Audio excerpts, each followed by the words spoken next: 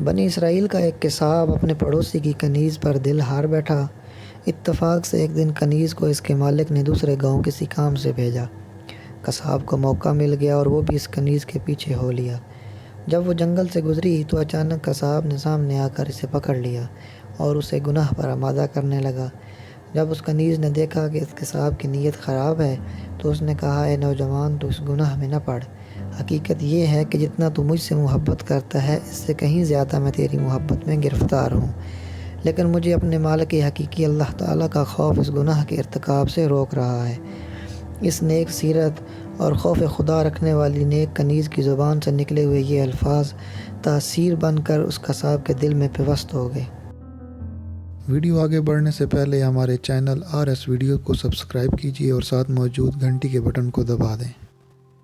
اس نیک سیرت اور خوف خدا رکھنے والی کنیز کی زبان سے نکلے ہوئے یہ الفاظ تاثیر کا تیر بن کر اس قصاب کے دل میں پیوست ہو گئے اور اس نے کہا، جب تو اللہ تعالیٰ سے اس قدر ڈر رہی ہے تو میں اپنے پاک پروردگار سے کیوں نہ ڈروں؟ میں بھی تو اسی مالک کا بندہ ہوں، جا تو بے خوف ہو کر چلی جا۔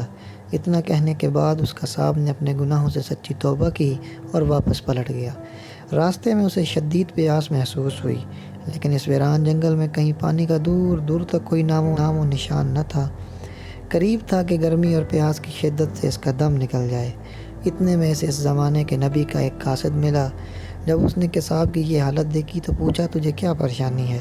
قصاب نے کہا، مجھے سخت پیاس لگی ہے۔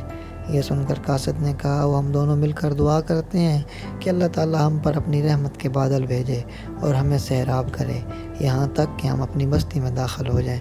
قصاب نے جب یہ سنا تو کہنے لگا، میرے پاس تو کوئی ایسا نیک عمل نہیں جس کا وسیلہ دے کر دعا کروں۔ آپ نیک شخص ہیں، آپ ہی دعا فرمائیں۔ اس قاصد نے کہا، ٹھیک ہے، میں دعا کرتا ہوں، تم آمین کہنا۔ پھر قاصد نے دعا کرنا شروع کی اور وہ قصاب آمین کہتا رہا۔ تھوڑی ہی دیر میں بادل کے ایک ٹکڑے نے ان دونوں کو ڈھانپ لیا اور وہ بادل کا ٹکڑا ان پر سایہ بن کر ان کے ساتھ چلتا رہا۔ جب وہ دونوں بستی میں پہنچے تو قصاب اپنے گھر کی جانب روانہ ہوا اور وہ قاصد اپنی منزل کی طرف جانے لگا۔ بادل قصاب کے ساتھ ساتھ رہے۔ جب اس قاصد نے یہ ماجرا دیکھا تو قصاب کو بلایا اور کہنے لگا، تم نے تو کہا تھا کہ میرے پاس کوئی نیکی نہیں اور تم نے دعا کرنے سے انکار کر دیا تھا۔ پھر میں نے دعا کی اور تم آمین کہتے رہے، لیکن اب یہ حال ہے کہ بادل تمہارے ساتھ ہو لیے۔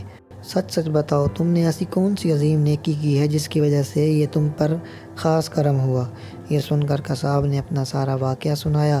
اس پر قاصد نے کہا، اللہ تعالیٰ کی بارگاہ میں گناہوں سے توبہ کرنے والوں کا جو مقام و مرتبہ ہے وہ دوسرے لوگوں کا نہیں۔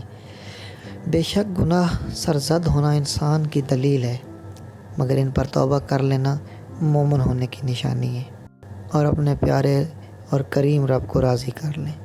اللہ آپ کا حامی و ناصر۔